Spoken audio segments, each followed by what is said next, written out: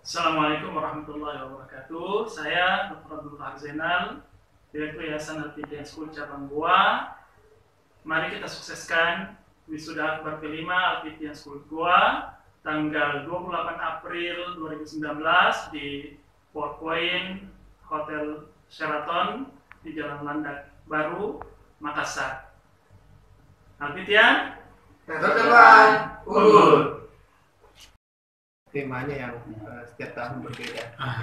Kemudian untuk pengisi acara kita lebih ke budaya Sulsel ya, yang kita angkat misalnya tari, untuk ada tari 4 etnis, kemudian ada Ganranggulo dan Angaru. Iya, ini yang kita tonjolkan juga nanti.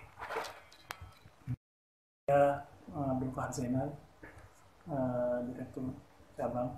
Ya. Kemudian beliau ini Pak Jumadin, Wakil Ketua Panitia Wisuda Akbar kelima, untuk sosialisasi berkaitan dengan rencana wisuda akbar. Berapa Pak? Jadi Al-Fidyan ini adalah lembaga pendidikan yang berinisiatif. Jadi Al-Fidyan Goa itu cabang yang keempat.